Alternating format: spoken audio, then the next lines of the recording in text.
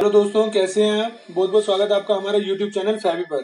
दोस्तों, मैं आपको बताऊंगा ई इनवॉइसिंग की पूरी डिटेल की ई इनवॉइसिंग किस फर्म पे एप्लीकेबल है और किस पे एप्लीकेबल नहीं है, और उसकी क्या एलिजिबिलिटी है, हमें कब देखना है और क्या उसका नोटिफिकेशन नंबर है। और इसके साथ साथ मैं आपको दिखाऊंगा कि कैसे लाइव आप अपना रजिस्ट्रेशन कर सकते हैं और कैसे एपी रजिस्ट्रेशन करेंगे ई इनवॉइसिंग की साइट पर। तो चलिए चलते हैं कंप्यूटर स्क्रीन के ऊपर। तो पढ़िए, ये लिखा है e invoicing has been made applicable from 1st October 2020 to all aggregate business whose aggregate turnover has exceeded rupees 500 crore limit. दोस्तों, ये बहुत इंपॉर्टेंट है कि किस टर्नओवर पर एप्लीकेबल है। सबसे पहला पॉइंट तो यही है, आपको अपनी टर्नओवर देखनी है कि आपकी टर्नओवर कितनी है। ये पैन इंडिया बेसिस पे है। अगर आपकी अदर स्टेट्स में भी अगर आपका जीएसटी नंबर है, हर कई स्टेट्स में है, तो आपको अपनी सिंगल स्टेट का नहीं देखना है, आपको अपने पैन इंडिया बेस देखना है। फर्स्ट ऑफ ऑल तो ये एक इंपॉर्टेंट पॉइंट है। ये कहीं लिखा नहीं है, जिससे बहुत ज्यादा कंफ्यूजन होती है लोगों को, और हमें लोग कॉल करके पूछते हैं कि सर कैसे है, किस पर एप्लीकेबल है, हमारी सब पे एप्लीकेबल है या एक फर्म पे है। तो आपको पैन इंडिया बेस पे देखना है ये कि आपकी एग्रीगेट टर्नओवर कितनी है आपकी फर्म की। सबसे पहले ये 1 अक्टूबर 2020 को एप्लीकेबल हुआ जिनकी टर्नओवर 500 करोड़ से ऊपर है। और इसकी लिमिट जो हमें देखनी है, कौन से पीरियड की देखनी है, ये हमें देखना है जब से जीएसटी एप्लीकेबल हुआ है। इसमें पीरियड लिखा है 2017-18 टू 1920। तो दोस्तों, इसको मैं बता दूं, 17-18 जो लिखा है, 17-18 अप्रैल टू मार्च नहीं देखना है आपको, जुलाई टू मार्च देखना है, जब से जीएसटी एप्लीकेबल हुआ है। इसीलिए कुछ लोग सोचते हैं कि सर अप्रैल से मार्च है, अप्रैल से जून में तो वैट था, अब जुलाई से जीएसटी एप्लीकेबल हुआ था। इस वजह से आपको ध्यान रखना है, जुलाई टू मार्च की टर्नओवर देखनी है 17-18 की, 18-19 और 19-20 भी। किसी भी एक ईयर में अगर आपकी लिमिट टर्नओवर 500 करोड़ से ऊपर हो गई है, तो आपके ऊपर ई इनवॉइसिंग एप्लीकेबल है 1 अक्टूबर से। जिनकी भी टर्नओवर 500 करोड़ से नीचे है और अबव 100 करोड़ है, उनके ऊपर एप्लीकेबल हुआ है सर ये 1 जनवरी से। आप इसमें देख सकते हैं, लिखा है further from 1 January 21 e invoicing will be applicable to business exceeding rupees 100 crore turnover limit in any of the financial year between 17-18 to 19-20। Same वही एलिजिबिलिटी है जो नोटिफिकेशन नंबर 71 में दिया एलिजिबिलिटी का, 17-18 से लेकर 19-20 के बीच में कभी भी अगर आपकी टर्नओवर 100 करोड़ को क्रॉस की है, तो आपके ऊपर ई इनवॉइसिंग एप्लीकेबल है 1 जनवरी से। फर्दर ये भी एक दोबारा नोटिफिकेशन आया था 8 मार्च को। The CBIC notified that E invoicing will be applicable from 1 April 2021 for business with a turnover of more than ₹50 crore in any financial year from 17-18 onwards as intimated in the notification number 5/2021। दोस्तों, तो ये फिर दोबारा 8 मार्च को जो notification आया है, इन्होंने बताया है कि 2021 का जो सेशन स्टार्ट हो रहा है 1 अप्रैल से, जिस भी डीलर की टर्नओवर 50 करोड़ से ऊपर है, तो आप ध्यान से देखिए, पहले 500 करोड़ का इन्होंने दिया टारगेट, फिर 100 कर दिया और अभी 50 करोड़ कर दिया है कि जिनकी भी टर्नओवर 50 करोड़ से ऊपर है, उनके ऊपर ई इनवॉइसिंग एप्लीकेबल है। 17-18 ऑनवर्ड्स की अगर उनकी सेल किसी भी पीरियड में अगर क्रॉस करती है 50 करोड़ को, तो उनके ऊपर ये एप्लीकेबल है। तो मैं आपको एक चीज और बताना चाहता हूं इसके अंदर कि आप ये सिर्फ B2B के केसेस में है, B2C में नहीं है।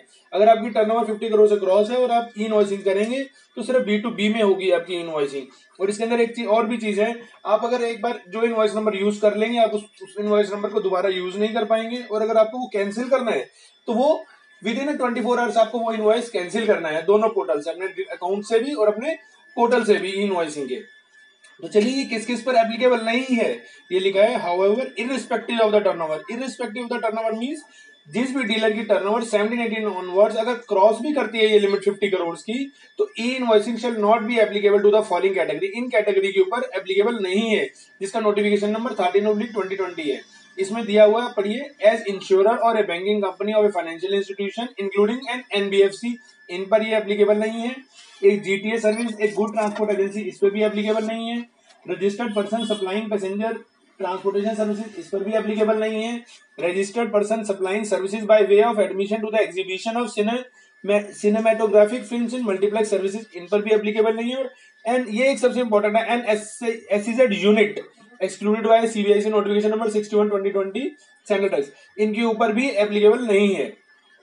इन 5 कैटेगरी में ये टर्नओवर की लिमिट एप्लीकेबल नहीं है, अगर उनकी टर्नओवर क्रॉस भी होती है तो चलिए मैं आपको बताता हूं कि कैसे आप ई इनवॉइसिंग पे जाना है, आपको कहां इनवॉइसिंग की साइट कैसे आप सर्च कर सकते हैं इजी वे में, और कहां आपको लॉग इन करना है, कैसे रजिस्ट्रेशन करना है और एपी रजिस्ट्रेशन कैसे करना है, दोनों चीजें मैं आपको बताऊंगा। तो चलिए हम स्क्रीन पर चलते हैं। अभी ये मैंने जीएसटी की साइट खोल रखी है, आप देख सकते हैं। मैं दोबारा ओपन कर देता हूँ, gst.gov.in। यहाँ पे कॉलम आ रहा है ई इनवॉइसिंग, सबसे ऊपर आ रहा है ई इनवॉइसिंग, आपको इस पर क्लिक करना है। फिर ये आपको ई इनवॉइसिंग साइट का लिंक देगा, आपको यहाँ क्लिक करना और डायरेक्ट आप ई इनवॉइसिंग की साइट पे जा सकते हैं। आप पढ़ सकते हैं e-invoice1.gst.gov.in, ये साइट है गवर्नमेंट द्वारा ई इनवॉइसिंग की। ये आपको डायरेक्ट लिंक कर देगा होम पेज पे ई इनवॉइसिंग की। ये देखो ये एक ऐसा इंटरफेस है जो आपको ई इनवॉइसिंग का है। अब आपको यहाँ पे देखिए पढ़िए यहाँ लॉग इन, आपको यहाँ लॉग इन करके अपना रजिस्ट्रेशन करना है और ये नोटिफिकेशन भी चल रहा है, पढ़ सकते हैं। Welcome to e invoice system, tax payer whose are above ₹50 crore but not enabled for e invoicing can get enabled voluntary. इसका मतलब है जिनकी टर्नओवर 50 करोड़ से ऊपर है और जिन्होंने अभी तक इनेबल नहीं किया है अपना, तो वो वॉलंटरी जाके रजिस्ट्रेशन कर सकते हैं। यहाँ ऑप्शन भी आ रहा है, tax payer who are above 50 crore but not enabled for invoicing can get enabled voluntary by clicking here. आप यहाँ क्लिक करके अपना रजिस्ट्रेशन करा सकते हैं। यहाँ से लॉगिन करना है और अगर आपने रजिस्ट्रेशन नहीं किया अभी तक तो आप रजिस्ट्रेशन यहाँ से भी कर सकते हैं। पोर्टल लॉगिन पे क्लिक करेंगे, यहाँ आप अपना जीएसटी नंबर डालेंगे। मैं आपको डाल के दिखा देता हूँ कैसे कैसे होगा।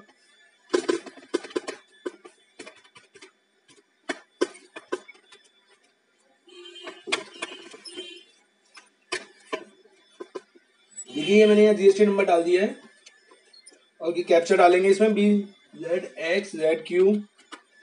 फिर after will click on the go button. ये दिखा रहा है you are already registered, you are already created user name. दोस्तों मैं इस रजिस्ट्रेशन नंबर का ऑलरेडी यूजर आईडी क्रिएट कर चुका हूँ। आपको इसमें सिर्फ सिंपल से 2 स्टेप देने हैं। सिर्फ अपना जीएसटी रजिस्ट्रेशन डालना है, कैप्चा डालना है, उसके बाद आपकी फर्म के नीचे ऑप्शन आएगा 17, 18, 18, 19। आपके जिस भी ईयर में टर्नओवर वो क्रॉस करती है आपको ईयर सिलेक्ट करना है और उसमें सिर्फ ऑप्शन में इतना लिखना है कि टर्नओवर अगर आपके सपोज 51 करोड़ है, 52 करोड़ है, तो आपको एग्जैक्ट फिगर नहीं लिखनी कि या 52 करोड़ 7 डिजिट 8 डिजिट लिखने लग जाए। आपको सिर्फ 51 या 52 शॉर्ट में ही 2 डिजिट में न्यूमेरिकल डालना है और उसको ओके करना है। आपका यहाँ रजिस्ट्रेशन हो जाएगा। उसके बाद आपको लॉग इन करना है। मैं आपको दिखाता हूँ लॉग इन करके। रुकिए, ये मैंने एक और अलग से लॉगिन कर रखा है आपको समझाने के लिए। ये मैंने लॉगिन करने के बाद अगर आप देखेंगे तो ई इनवॉइस पे लॉगिन होने के बाद इस तरीके से आपको अपनी विंडोज दिखेगी। अब आपको जाना है एपीआई रजिस्ट्रेशन पे। लॉगिन करने के बाद जब आईडी पासवर्ड डाल देंगे तो आपको एपीआई रजिस्ट्रेशन में यहाँ क्लिक करना है। यहाँ दिखा रहा है IP white listing user credential, आपको यूजर क्रेडेंशियल पे क्लिक करना है। पूछा क्रिएट एपीआई यूजर, आपको क्रिएट एपीआई यूजर पे क्लिक करना है। थोड़ा सिस्टम स्पीड के अकॉर्डिंग ही चल रहा है, साइट पे भी स्लो है क्योंकि सभी लोग इस टाइम लगे हुए हैं अपना रजिस्ट्रेशन करने में। क्योंकि 500 करोड़ में बहुत कम वो आती हैं फर्म्स, फिर 100 करोड़ में कुछ ज्यादा होती हैं, 50 करोड़ से तो ऊपर बहुत ज्यादा फर्म्स है, इसीलिए साइट पे थोड़ा हैवी ट्रैफिक हो गया है और इस साइट स्लो हो गई है थोड़ी सी। तो यहाँ आपकी जीएसटी नंबर और कंपनी का नाम आएगा। देखिए साइट एरर दिखा रहा है, मैं अब आपको इस पे दोबारा लॉगिन करके दिखाता हूँ। ये एरर आ गया इसमें, एक बार दोबारा क्लिक करते हैं इनवॉइसिंग पे। मैं आपको लॉगिन करके दिखाऊंगा अपने क्रेडेंशियल से। अभी ये गए, अभी हम लॉगिन करेंगे। यहाँ आईडी डाला हमने, ये पासवर्ड डाल दिया और यहाँ कैप्चा डाल देते हैं। अभी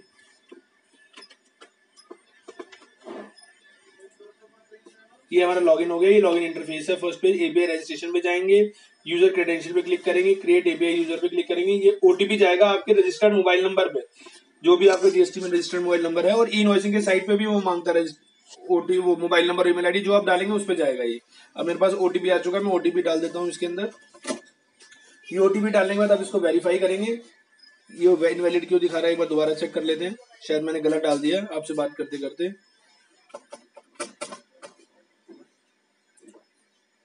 ये अगेन इनवैलिड दिखा रहा है, why it's showing invalid, let me check again, there are so many messages I receive just.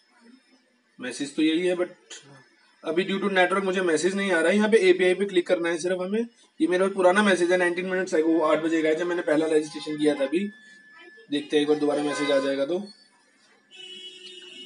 दोस्तों मैसेज नहीं आ रहा है मेरे पास, मैं एक बार दोबारा एंटर ओटीपी मांग रहा है, रिफ्रेश कर लेता हूँ इसको।